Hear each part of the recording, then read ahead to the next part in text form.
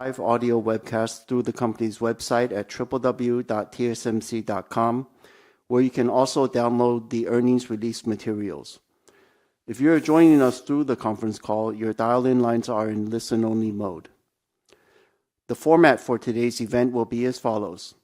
First, TSMC's Senior Vice President and CFO, Mr. Wendell Huang, will summarize our operations in the first quarter 2025, followed by our guidance for the second quarter 2025. Afterwards, Mr. Huang and TSMC's Chairman and CEO, Dr. C.C. Wei, will jointly provide the company's key messages. Then we will open the line for questions and answers. As usual, I would like to remind everybody that today's discussions may contain forward-looking statements that are subject to significant risk and uncertainties, which could cause actual results to differ materially from those contained in the forward-looking statements. Please refer to the safe harbor notice that appears in our press release. And now, I would like to turn the call over to TSMC's CFO, Mr. Wendell Huang, for the summary of operations and the current quarter guidance. Thank you, Jeff. Good afternoon, everyone. Thank you for joining us today. My presentation will start with financial highlights for the first quarter 2025. After that, I will provide the guidance for the second quarter of 2025. First quarter revenue decreased 3.4% sequentially in NT dollar, or 5.1% in US dollars, as our business was impacted by smartphone seasonality, partially offset by continued growth in AI-related demand. In spite of the January 21st earthquake and several aftershocks, we worked diligently to recover much of the lost production. Thus, our revenue in the first quarter was slightly above the midpoint of our guidance. Gross margin decreased 0.2 percentage points sequentially to 58.8%, primarily due to the earthquake impact as well as the start of overseas dilution, partially offset by the cost improvement efforts. Total operating expenses accounted for 10.2% of net revenue. Operating margin decreased 0.5 percentage points sequentially to 48.5%. Overall, our first quarter EPS was 13.94 NT and ROE was 32.7%. Now let's move on to revenue by technology. 3nm process technology contributed 22% of wafer revenue in the first quarter, while 5nm and 7nm accounted for 36% and 15% respectively. Advanced technologies, defined as 7nm and below, accounted for 73% of wafer revenue. Moving on to revenue contribution by platform. HPC increased 7% quarter over quarter to account for 59% of our first quarter revenue. Smartphone decreased 22% to account for 28%. IoT decreased 9% to account for 5%. Automotive increased 14% and accounted for 5%. And DCE increased 8% to account for 1%. Moving on to the balance sheet. We ended the first quarter with cash and marketable securities of 2.7 trillion NT, or $81 billion. On the liability side, current liabilities increased by 135 billion NT, quarter over quarter, mainly due to the increase of 111 billion in accrued liabilities and others. The increase in accrued liabilities and others was mainly due to the accrual of income tax payables. On financial ratios, accounts receivable turnover days increased 1 day to 28 days. Days of inventory increased 3 days to 83 days, primarily due to the ramping of new overseas fabs. Regarding cash flow and CAPEX, during the first quarter, we generated about 626 billion NT in cash from operations, spent 331 billion in CAPEX, and distributed 104 billion for second quarter 2024 cash dividend. In addition, we raised 16 billion NT in cash from bond issuances. Overall, our cash balance increased 267 billion NT to 2.4 trillion at the end of the quarter. In US dollar terms, our first quarter capital expenditures totaled 10.06 billion. I've finished my financial summary. Now let's turn to our current quarter guidance. Based on the current business outlook, we expect our second quarter revenue to be between 28.4 and 29.2 billion US dollars, which represents a 13% sequential increase or a 38% year-over-year increase at the midpoint.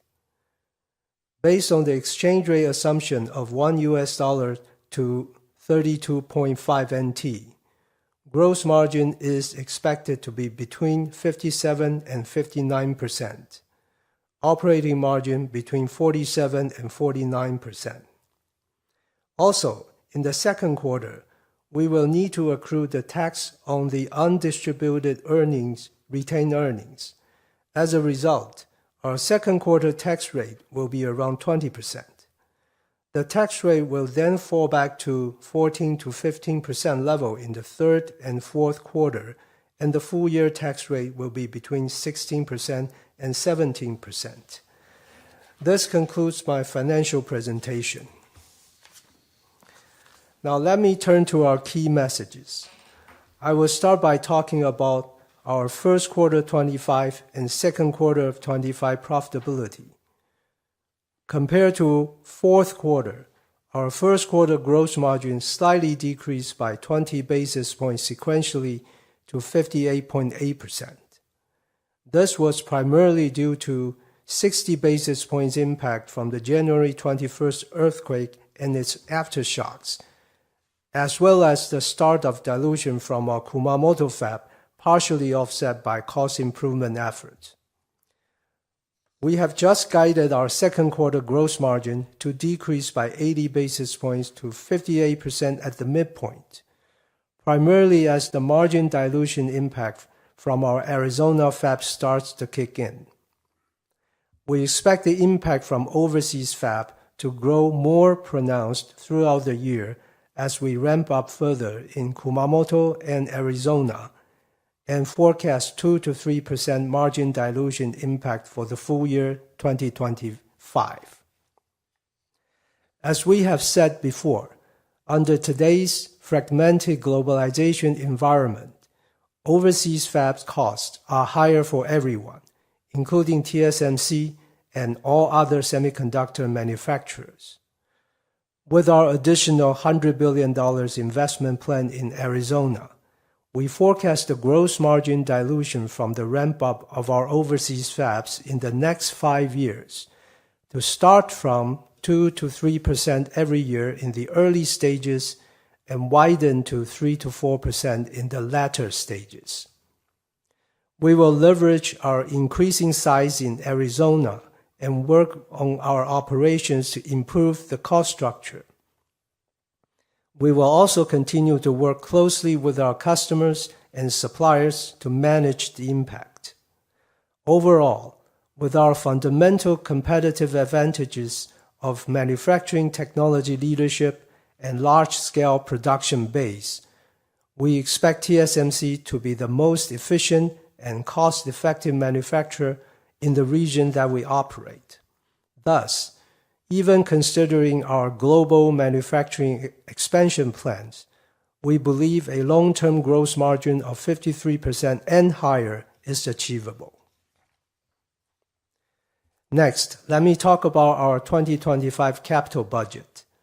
At TSMC, a higher level of capital expenditures is always correlated with higher growth opportunities in the following years. We reiterate our 2025 capital budget is expected to be between 38 and 42 billion US dollars as we continue to invest to support customers' growth. About 70% of the capital budget will be allocated for advanced process technologies. About 10 to 20% will be spent for specialty technologies, and about 10 to 20% will be spent for advanced packaging, testing, mask making, and others. Our 2025 CAPEX also includes a small amount related to our recently announced additional $100 billion investment plan to expand our capacity in Arizona. Even as we invest for the future growth with this level of CAPEX spending in 2025, we remain committed to delivering profitable growth to our shareholders. We also remain committed to a sustainable and steadily increasing cash dividend per share on both an annual and quarterly basis. Now let me turn the microphone over to CC. Thank you, Wendell. Good afternoon, everyone. First, let me start with our near-term demand outlook. But before that, I would like to mention the earthquake during Lunar New Year. On January 21st, Taiwan experienced a 6.4 magnitude earthquake on the Richter scale, followed by several significant aftershocks. Although a certain number of wafers in process were impacted and had to be scrapped, we worked tirelessly and were able to recover much of the lost production, demonstrating the resilience of our operation in Taiwan. I want to recognize and deeply thank all of our employees and our suppliers for their dedication and hard effort over the Lunar New Year holidays. I would also like to extend our great appreciation to our customers for their understanding and support during this time. Now, let me talk about the first quarter's result. We conclude our first quarter with revenue of US $25.5 billion. Our business in the first quarter was impacted by smartphone seasonality, partially offset by continual growth in AI-related demand. Moving into second quarter 2025, we expect our business to be supported by strong growth of our 3nm and 5nm technologies. Looking at the full year of 2025, we expect Foundry 2.0 industry growth to be supported by robust AI-related demand and a mild recovery in other end market segments. In January, we had forecast the Foundry 2.0 industry to grow 10 points year over year in 2025, which is consistent with IDC's forecast of 11% year-over-year growth for Foundry 2.0. Now, let me talk about the recent tariff. We understand there are uncertainties and risks from the potential impact of tariff policies. However, we have not seen any change in our customers' behavior so far. Therefore, we continue to expect our full year 2025 revenue to increase by close to mid-20% in US dollar terms. We might get a better picture in the next few months, and we will continue to closely monitor the potential impact to the end market demand and manage our business prudently. Amidst the uncertainties, we continue to focus on fundamentals of our business, which are technology leadership, manufacturing excellence, and customer trust, to further strengthen our competitive position. As such, we are confident TSMC can continue to outperform the Foundry 2.0 industry growth in 2025. Now I will talk about our AI demand outlook. We continue to observe robust AI-related demand from our customers throughout 2025. We reaffirm our revenue from AI accelerators to double in 2025. The AI accelerators we define as AI GPU, AI ASIC, and HBM controllers for AI training and inference in the data center. Based on our customers' strong demand, we are also working hard to double our CoWoS capacity in 2025 to support their needs. Recent developments are also positive to AI's long-term demand outlook. In our assessment, the impact from AI reasoning models, including DeepSeek, will drive greater efficiency and help lower the barrier to future AI development. This will lead to wider usage and greater adoption of AI models, which all require use of leading-edge silicon. Thus, these developments only serve to strengthen our conviction in the long-term growth opportunities from the industry megatrend of 5G, AI, and HPC. To address the structural increase in the long-term market demand profile, TSMC employs a disciplined and robust capacity planning system. This is especially important when we have such high forecasted demand from AI-related business. Externally, we work closely with our customers and our customers' customers to plan our capacity. Internally, our planning system involves multiple teams across several functions to assess and evaluate the market demand from both a top-down and bottom-up approach to determine the appropriate capacity to build. Based on our planning framework, we are confident that our revenue growth from AI accelerators will approach a mid-40s% CAGR for the next 5 years period starting from 2024.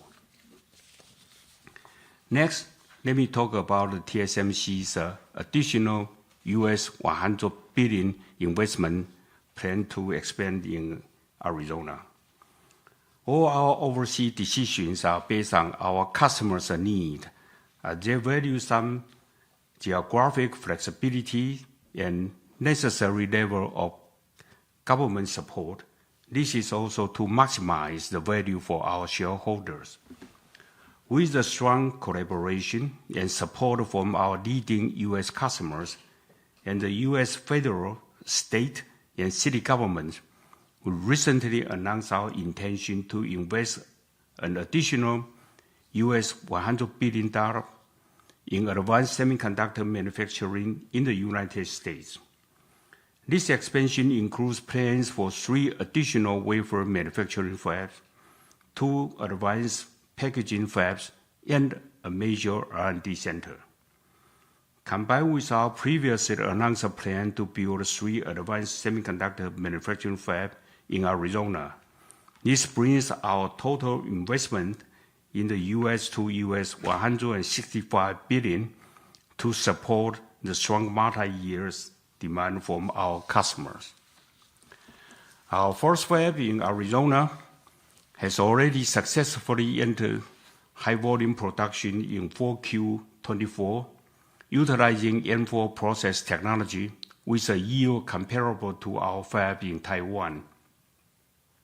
The construction of our second fab, which will utilize the 3nm process technology, is already complete, and we are working on speeding up the volume production schedule based on the strong AI-related demand from our customers.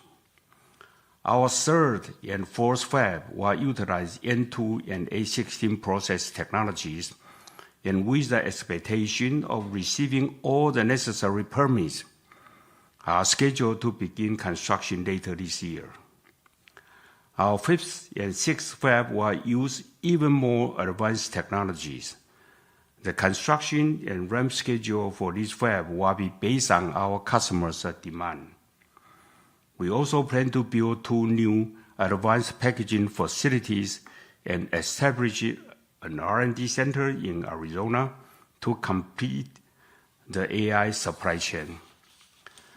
Our expansion plan will enable TSMC to scale up to a gigafab cluster to support the needs of our leading-edge customers in smartphone, AI, and HPC applications. With this additional US $100 billion investment plan to expand our leading-edge capacity in Arizona, I would also like to mention that TSMC is not engaged in any discussion with other companies regarding any joint venture, technology licensing, or technology transfer and sharing. After completion, around 30% of our 2nm and more advanced capacity will be located in Arizona, creating an independent leading-edge semiconductor manufacturing cluster in the U.S. It will also create greater economies of scale and help foster a more complete semiconductor supply chain ecosystem in the U.S. Thus, TSMC will continue to play a critical and integral role in enabling our customers' success, while remaining a key partner and enabling all the strengths and leadership of the U.S. semiconductor industry. Next, in Japan, thanks to the strong support from the Japan Central, Prefecture, and local government, our first specialty technology fab in Kumamoto has already started volume production in late 2024 with very good yield. The construction of our second specialty fab is scheduled to start later this year, subject to the readiness of the local infrastructure. In Europe, we have received strong commitment from the European Commission and the German federal, state, and city government. We are on track with our plan to build a specialty technology fab in Dresden, Germany. In Taiwan, with support from the Taiwan government, we plan to build 11 wafer manufacturing fab and 4 advanced packaging facilities over the next several years.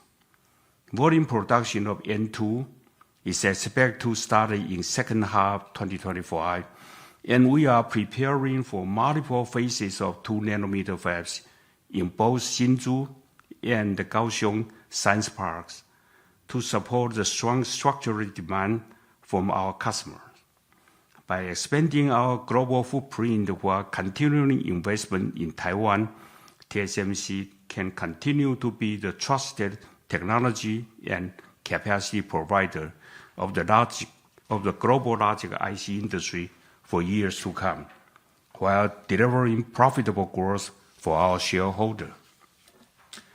Finally, I'll talk about our N2 status and A16 introduction. Our 2nm and A16 technology leads the industry in addressing the insatiable need for energy-efficient computing, and almost all the innovators are working with us.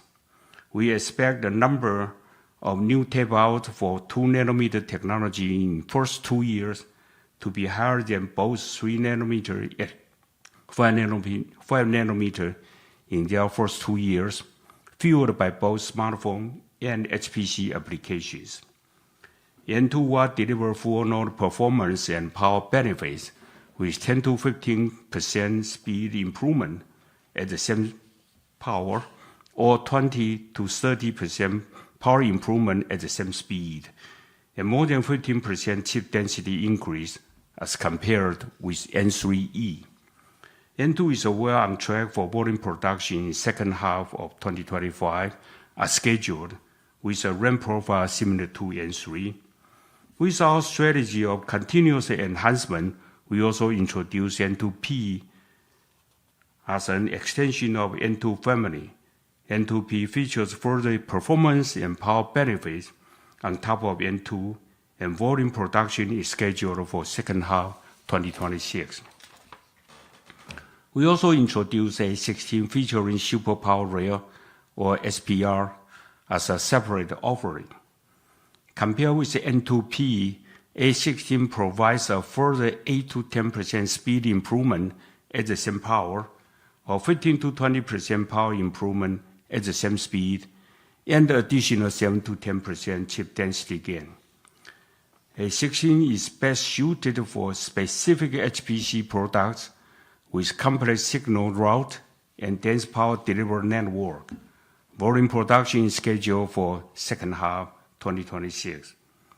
We believe N2, N2P, A16, and its derivatives will further extend our technology leadership position and enable TSMC to capture the growth opportunities well into the future.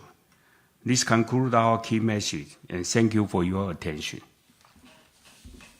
Thank you, CC. This concludes our prepared statements. Before we begin the Q&A session, I would like to remind everybody to please limit your questions to 2 at a time to allow all the participants an opportunity to ask their questions. Should you wish to raise your question in Chinese, I will translate it to English before our management answers your question.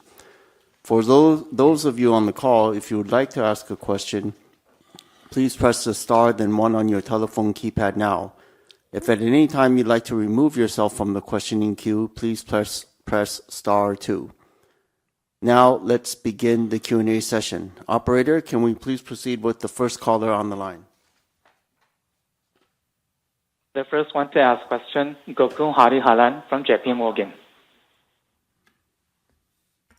Thank you very much. Good afternoon. And first of all, thanks for clearing the air on all those JV-related news reports. I think a lot of people needed that. Thank you. My first question is on AI demand. So CC, there has been a lot of talks about CoWoS order adjustments and some concerns about AI demand.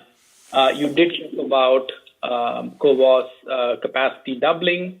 Could you talk a little bit about how you see demand versus supply? I think last time we talked about this, you did indicate CoWoS demand is still well above supply. Could you talk a little bit about how the situation is looking for CoWoS demand versus supply this year, and maybe a little bit of early color on 2026 also as you plan for the capacity? All right. Thank you, Gokul. For everyone's benefit, let me try to summarize your first question. So again, Gokul's first question is on the AI-related demand. He notes there's been a lot of noise around CoWoS and order cuts and such.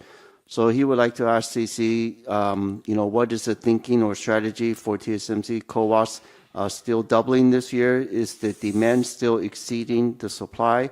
And how is the CoWoS capacity and supply, or supply and demand, I should say, look like going into 26 if CC is able to provide any color? Okay, Gokul. I know there's a lot of rumors about the CoWoS. The last time when we talked about the CoWoS, the demand is almost insane and much, much higher than we can prepare. And now it's a little bit better. I think still we need to build a lot of capacity to meet the demand. As I said, we have to double our CoWoS capacity. Still fully loaded. And for 2026, I cannot say the number, but it's still a healthy momentum will be continued. Okay, did that answer your question? So do you still think 2026 is going to be supply limited still? That demand is still going to be much more than supply even in 2026? Is that your current expectation, CC? So Gokul is asking, then do we still see demand exceeding supply for CoWoS in 2026? Well, we will work very hard to make sure that we don't have this kind of demand is much, much higher than the capacity. We're working very hard, and I believe that it will be more balanced next year. Thank you. My second question is on the U.S. investment and all this persistent rumors about involvement in your competitors' operations, etc. You have interacted with the U.S. government, the new administration for the last several months, and CC made the big announcement at the White House as well. Just wanted to understand what is TSMC's kind of impression in terms of what is required now that there is also this semiconductor tariff investigation going on. What is TSMC's impression of what is required over the next 2-3 years in terms of reshoring of capacity, both from a U.S. administration perspective, also from your U.S. customers' perspective? And I think Wendell also indicated that the margin dilution may be slightly bigger as we go along. So could you talk a little bit about how much of the value can you pass on to the customers as the expansion becomes a little bit more accelerated? Thank you. Okay, so Gokul's second question is a bit involved, but he's asking about, again, a lot of talk about, our recent announcement for an additional $100 billion expansion in the U.S. Again, talk about this involving a competitor. CC, has been speaking to the U.S. government. There's still potential semiconductor tariff. So his question is really, from TSMC's point of view, what do we think is required for more onshoring in the U.S.? Can we share the perspective from the U.S. government, or more directly, what our customers are asking us to do in terms of reshoring? That's the first part. Then the second part, maybe Wendell can address on the margin. Really? Okay. I thought that's a very long question. Let me answer that. Yes, we have talked with U.S. government officials, and the reason we are expanding in Arizona, actually, let me say again, is all because of our customers' request, and that because of they have very high demands. I announced it in other occasions, say that very strong AI demand from U.S. customers such as Apple, NVIDIA, AMD, Qualcomm, and Broadcom. And so that we need to expand our capacity in the U.S. and to support them. We talked with the U.S. government and to ask for their help in getting the necessary permits so we can start the fab. And as a result, I would expect our 2 nanometers capacity, around 30% will be in Arizona. And that will be also an independent leading-edge semiconductor manufacturing cluster. Okay? And then Gokul, the second part of your question is related to Wendell had mentioned that the margin may widen. So Gokul's second part of the question, I think, was related to pricing. And what is our strategy or approach here as we expand overseas? Is that correct? That's right. Yeah. Hey, Gokul, you're asking about the pricing. As we always said, reflecting our value is a continuous and ongoing process for TSMC, as we're in a very capital-intensive business. So we need to have a very high gross margin to earn the sustainable and healthy return. And that is why we set up our pricing strategy. Geographic manufacturing flexibility is an important part of our value proposition to the customers. We are already discussing this with our major customers, and the progress is so far so good. Okay, Gokul? Okay, understood. Thank you. All right, thank you. Operator, can we move on to the next participant, please? The next to ask question, Bruce Liu from Goldman Sachs. Please ask your question. Okay, thank you for taking my question. I think the geopolitical risk, micro concerns, is one of the major uncertainty nowadays. The last 2 days we have H20 being banned in China, blah, blah, blah. So how does that impact to TSMC forecast and production planning? Right? Do we have enough other customer and demand to keep our advanced node capacity fully utilized? Or how does that change our long-term production planning moving forward? Okay, Bruce, thank you. Your first question is related, he's talking about geopolitical risk, or I guess some of the recent rules and announcements, specifically the ban on H20. So his question is, how does this impact TSMC's business? How does this impact our capacity planning and our strategies? Bruce, let me answer this question. Of course, we do not comment on specific customers' product. But let me assure you that we have taken this into consideration when providing our 4 years growth outlook. Did I answer the question? Yes, but I want a little bit more about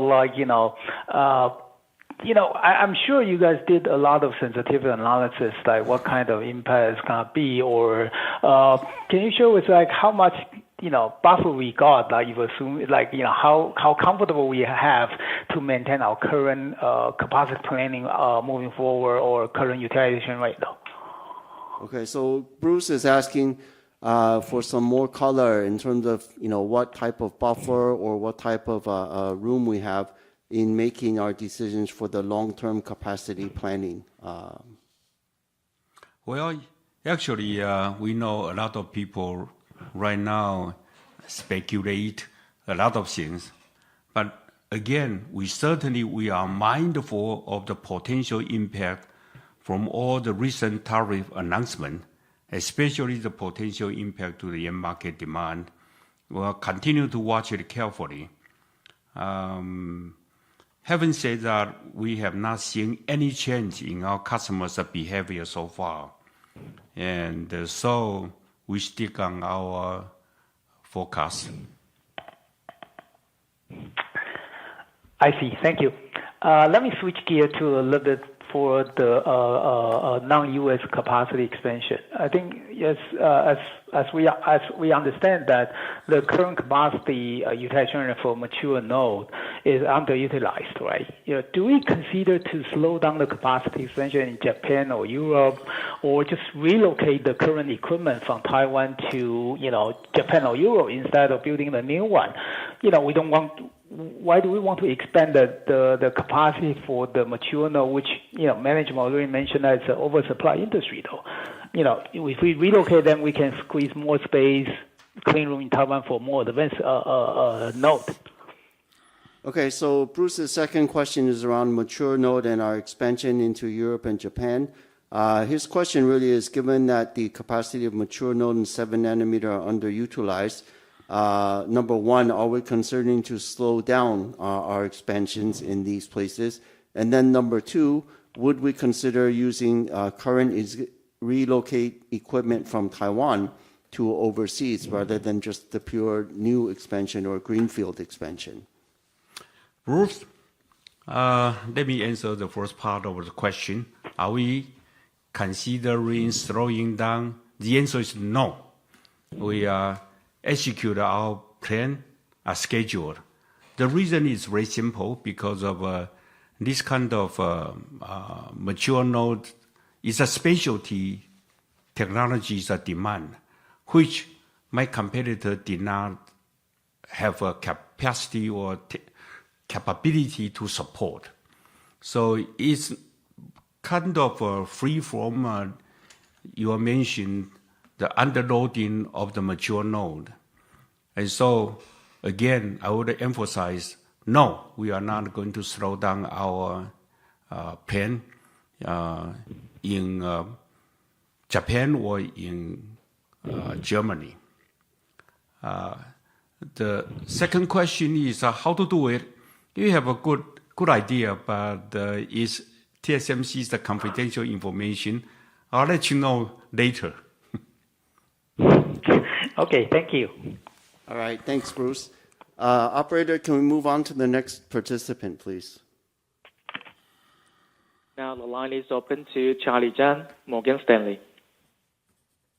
Hi, good afternoon, gentlemen. Thanks for taking my question. So my first question is really very specific on the semiconductor tariff on either Taiwan or TSMC's leading edge. So I'm wondering, first of all, does the TSMC get involved in all those tariff negotiation between Taiwan government and the U.S. government? And secondly, do you believe that your commitment of $165 billion investments can get a spare on this semiconductor tariff? Because in your previous comment, it seems to only concerned about the tariff impact on consumer tech demand, but I think global investors are also very concerned about additional tariff on this semiconductor category. Can you give us some color? Thank you. Okay, let me summarize your question. First question, Charlie. So Charlie's first question is on semiconductor tariffs. He wants to know what is our comment or view on potential tariffs on Taiwan, reciprocal tariffs, or semiconductor-specific tariffs. His question specifically is TSMC get involved in the negotiations between the Taiwan government and the U.S. government? Charlie, this kind of tariff discussion is between countries. We are a private company. Certainly, no, we are not getting involved. And what is the second question? Okay. Yeah, so actually, do you have any visibility that the semiconductor-specific tariff can be exempt? So Charlie is saying... Sorry, Charlie, I think your question was with our total investment of $165 billion in Arizona, does TSMC believe semiconductors will be exempt from these tariffs? Yes. Charlie, all policy, especially this tariff decision, are government's responsibility to decide. And as a private company, we are fully respectful of this, but we are not getting involved. Okay, got you. I think you're too moderate, but let's move on to my second question. So, based on your second quarter guidance, which is very strong, up 13% quarter-on-quarter, I can't help to think whether there are customers pulling given a tariff, or is there kind of really demand? And also, based on your full-year guidance, so-called mid-20%, it seems like second half recovery will be very, very gradual or flattish.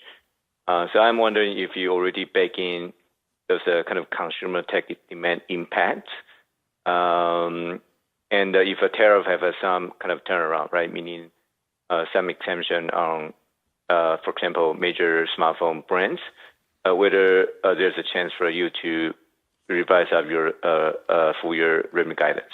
Thank you. Okay, so Charlie's second question is on the revenue outlook. His first part is on the second quarter. He notes second quarter 13% at the midpoint in U.S. dollar terms, Q-on-Q is very strong. So he wonders, is this, are we seeing already some tariff pulling impact, or is this part of that guidance? I'll stop here first. Yeah, Charlie, we have, as we said in the prepared remarks, we haven't seen any changes in customers' behavior so far. Our second quarter growth is driven mainly by strong demand for the 3 nanometer and 5 nanometer technologies, underpinned by the growth in our HPC platform. As I said, we haven't seen observe any changes in customer behavior in terms of pooling or due to tariffs. It's probably better to ask them directly. And the second part, then, Charlie is asking about what the second quarter guidance implies, limited half-on-half growth. So is that also because we are assuming something from tariff impact to consumer demand, or why is that? Charlie, as we also said in the prepared remarks, there are uncertainties and potential risks from tariffs exist. So far, that's what we are able to share with you is we stick to the mid-20 or close to mid-20% year-over-year growth, no different from the previous quarter. I see. So I think that's really what we want. But I think your answer to Gokul's previous question on long-term margin dilution was a little bit unclear because we thought that the 2 to 3% margin dilution from overseas theft should remain to be the case. But it seems like is widening. So I'm not sure if it is because you are further accelerating your U.S. fab expansion, or some cost item or pricing item are not in your expectations versus maybe 1 or 2 months ago. Okay, I think so. Charlie is asking basically how come the dilution in the latter period widens to 3 to 4%. What are the drivers or reasons behind it? Yeah, Charlie, the widening of dilution on the gross margin in the later part of the 5-year period is mainly from inflation in cost and also potential tariff-related cost increases. Those are the reasons. Okay. Oh, I see. Okay, thank you. Okay, thank you, Charlie. Okay, operator, let's move on to the next participant, please. Next one, Charles Shi from Lincoln. Go ahead, please. Thanks for taking my questions. Maybe I'll ask a relatively higher level question. It's a two-part question. Both are regarding your expansion plan in the United States. I think management, on other occasions, that what TSMC wants the most is really fairness. Nothing monetary, nothing about tariffs, but fairness. Can management kind of elaborate a little bit what fairness means? Give us a little bit more specifics. But the other part of the question regarding the U.S. expansion is about the R&D team center. You announced that we understand, yes, the TSMC's R&D in the U.S. does need to start from somewhere, right? You said it's more about the production improvements related to R&D on derivative nodes. But since this seems to be something U.S. really cares about, that the R&D capability on the U.S. soil, on the leading edge, is there any longer-term plan to have the U.S. R&D center to be involved, let's say in the primary R&D, let's say brand new processes, the major nodes development? That's my two-part question. Thank you. All right. Thank you, Charles. So again, to summarize, both questions are related to the expansion in the U.S. So first part of the question is CC has mentioned all we want is fair treatment. So what do we mean by fair or fairness? Well, let me answer this question. What we mean the fair treatment, it's very simple. If anybody get the subsidy or get the incentive, it should be everybody should get the same.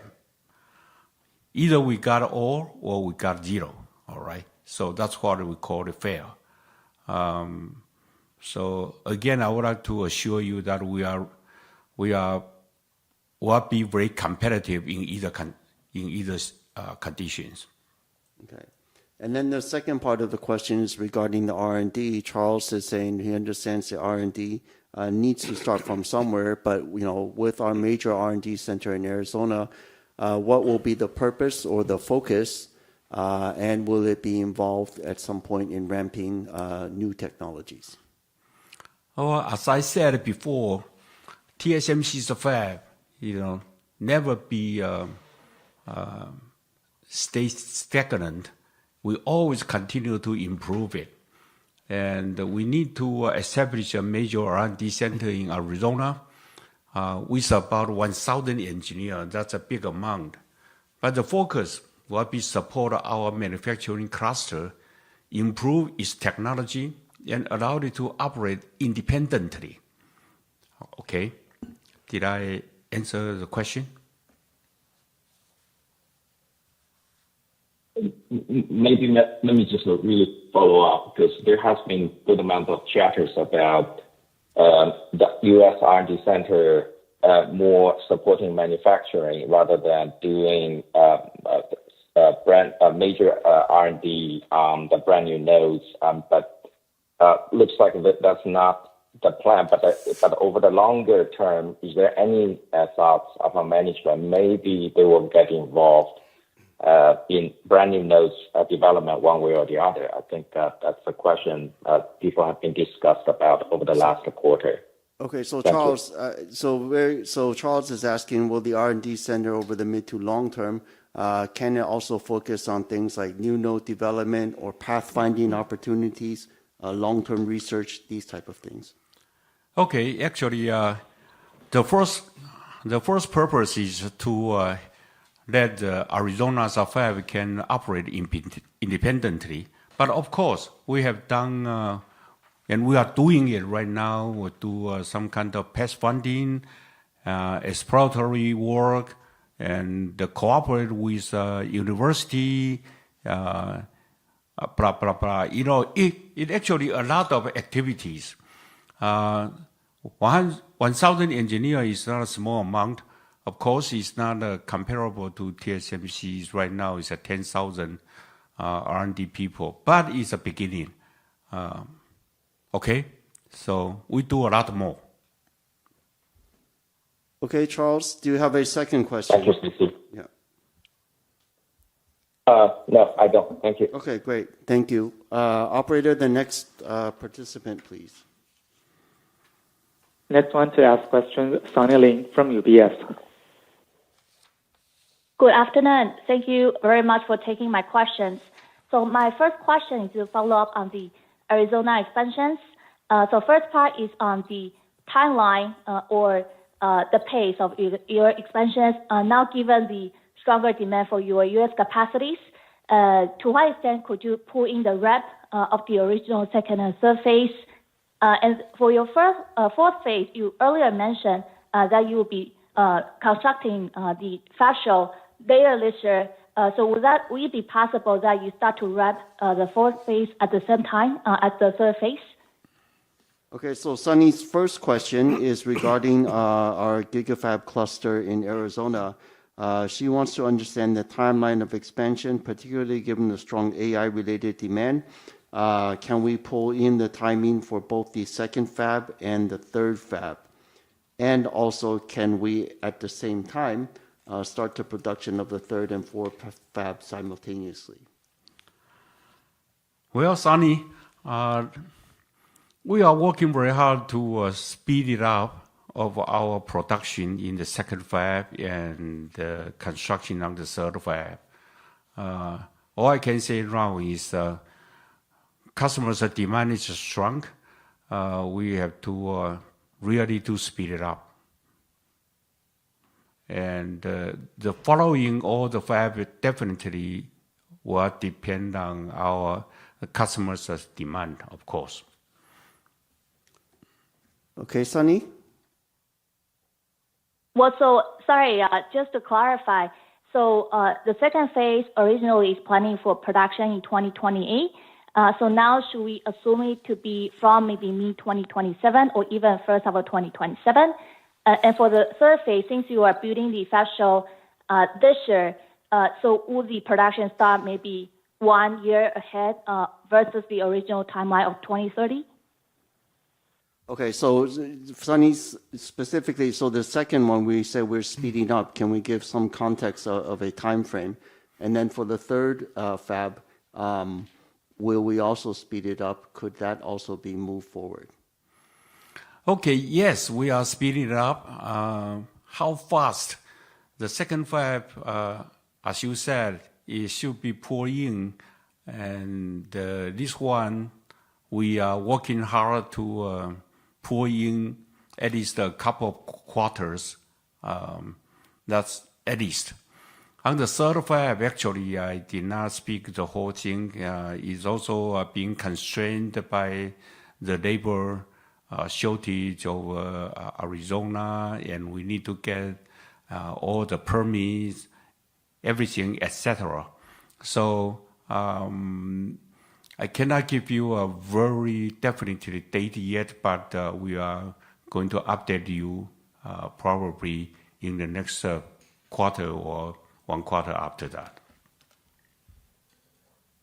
Got it. No problem. My second question is on the pricing and margin of the overseas expansions. And so now with the especially stronger demand for the U.S. capacities, would you be able to sell more value given the stronger onshoring requirements? And then for margin, earlier you mentioned the 2 to 3% margin dilutions for the coming 2-3 years, and then expanding to 3 to 4%, maybe into 2029 to 2030. I just wonder what's the underlying weather price assumption for that gross margin dilution estimate. If you are able to raise the AZ pricing a bit, would the gross margin dilution could be less? Okay, so Sunny's question is on the overseas expansion in both pricing and margin. Given the strong demand in terms of pricing, can we reflect even greater value to our customers? And therefore, and also her question is, given that the dilution from overseas will widen to 3 to 4% in the latter stages of the 5-year period, she wants to know what is our underlying wafer price assumption behind this. Sunny, let me answer that. These two things are actually go together. As we said, reflecting our value is a continuous and ongoing process, and because of our business nature, we need very high gross margin to earn a sustainable, healthy return. Now, geographic manufacturing flexibility is an important part of our value proposition to the customers. Therefore, we are already discussing this with our major customers, and the progress is so far so good. Okay?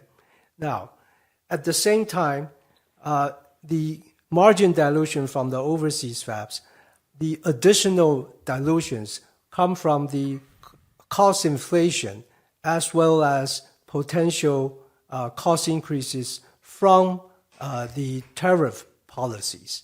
Of course, with that, we also want to reflect the value, and therefore the discussion with the customers are in continuous. Okay, Sunny? Got it. All right. All right, very clear. Thank you very much. Thank you. Operator, can we move on to the next participant, please? Next one to ask questions, Brett Simpson, Arete. Yeah, thanks very much. I have a two-part question on this year's guidance for CC. First, CC, you mentioned that AI is still expected to double this year, despite the U.S. ban on AI GPUs into China. And I guess China was a meaningful portion of accelerator shipments, well over 10% of volumes. So factoring this in, it would imply your AI outlook this year, still doubling, would mean that the AI orders have improved meaningfully outside of China in the last 3 months. Is that how we should interpret your comment about you still expect the business to double? And then second, we're in a June quarter where tariffs have been paused for 90 days. So to what extent does your above seasonal June quarter guidance reflect customer pull-ins ahead of potential tariffs being applied in the September quarter? Thank you.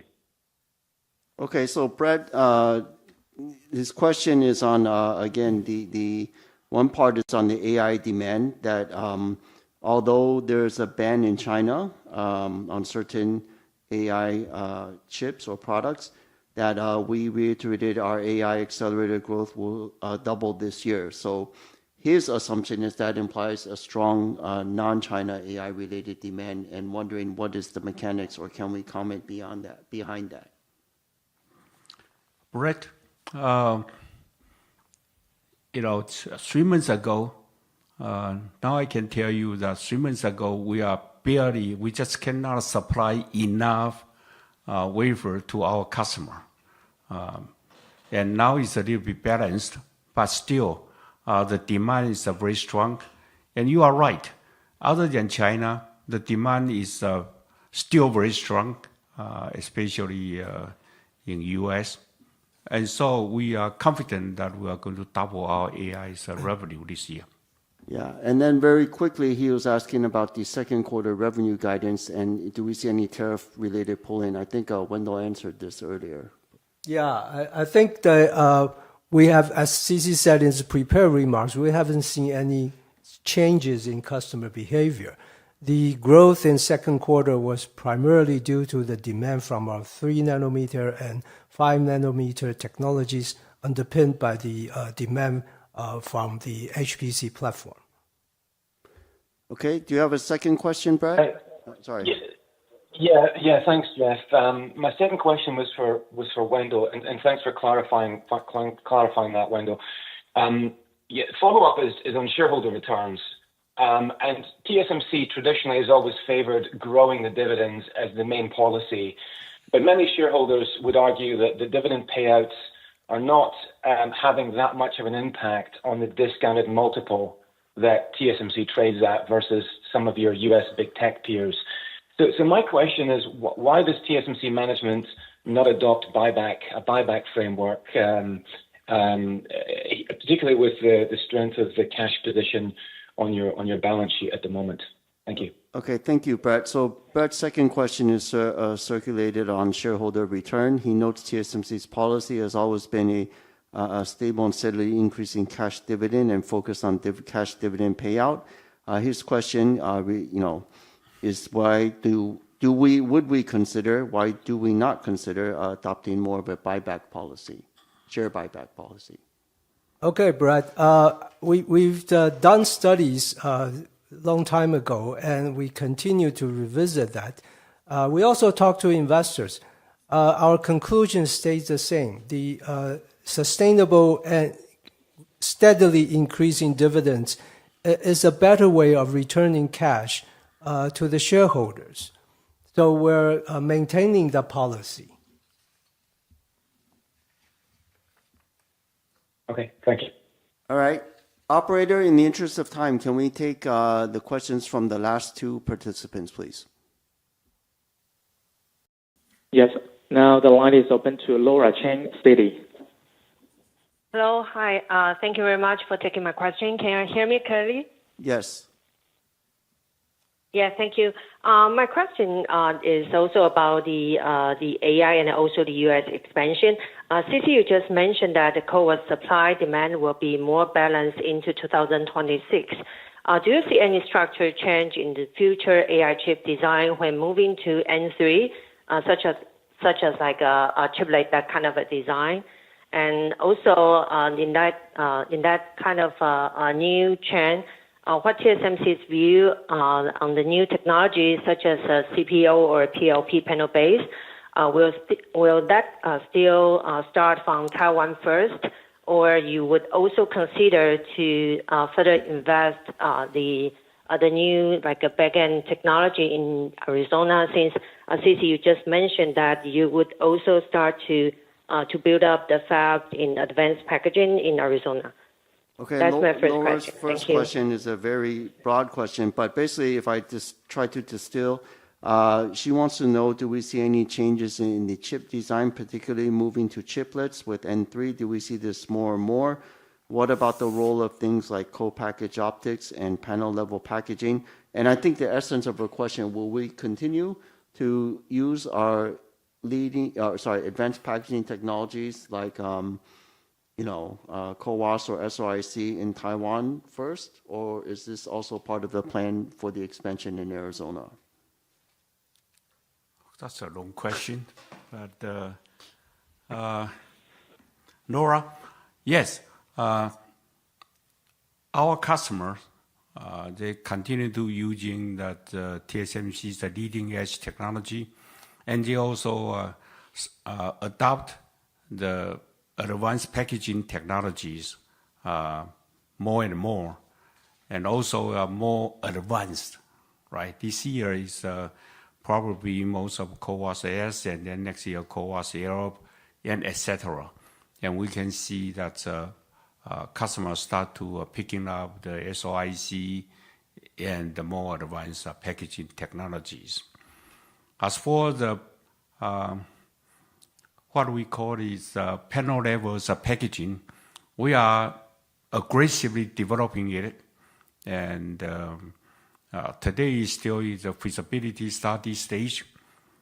Too early to say it will be in Taiwan or in US, but most likely it will be in Taiwan first. We ramp it up and then bring it to US.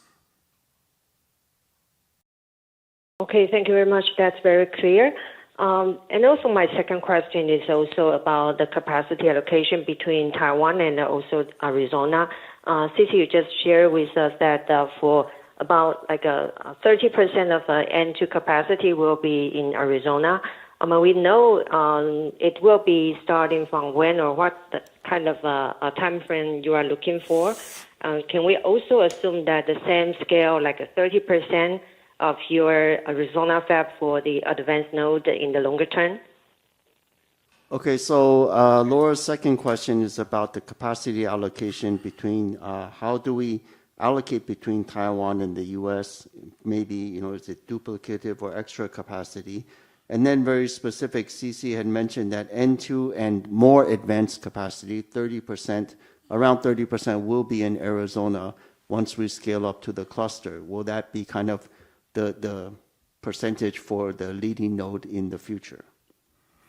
Well, we have right now we plan a 6 fab in Arizona, and in that 6 fab, the 2 nanometer will be a major node, and that's what I say 30% will be there.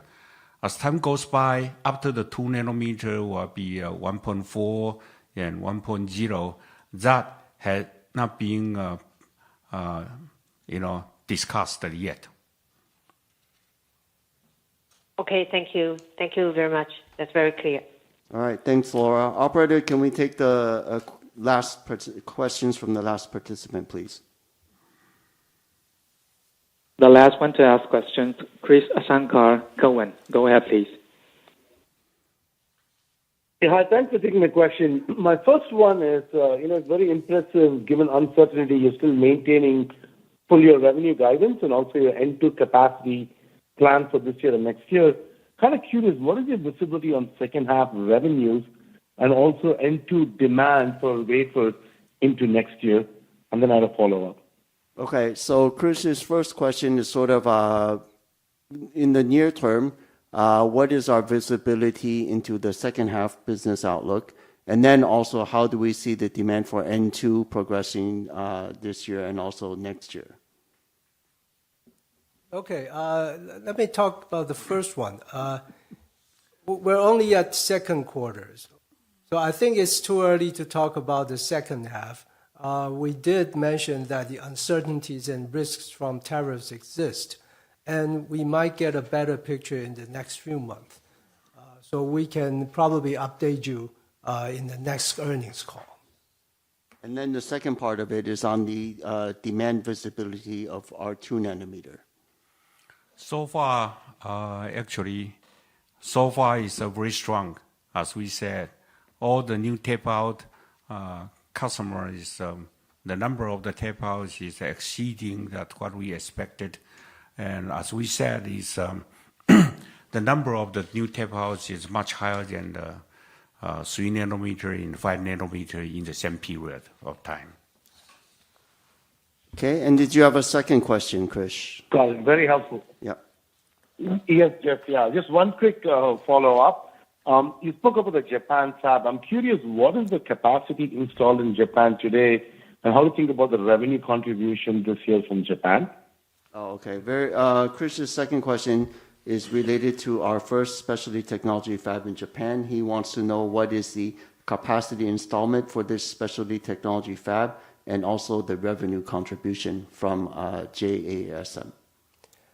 Yeah, the capacity for the fab will be 40K when it's ramp up. The revenue for this year compared to the whole company is really not significant at this moment. Okay, Krish? Got it. Thank you, Wendell. Thank you, Jeff. Thank you very much. No problem. Okay, thank you, everyone. This concludes our question and answer session. Before we conclude today's conference, please be advised that the replay of the conference call will be accessible within 30 minutes from now. The transcript will become available 24 hours from now, and both will be available through TSMC's website at www.tsmc.com. So thank you again for joining us today. We hope everyone continues to stay well and hope to you will join us again next quarter. Goodbye and have a good day. Take care. Thank you.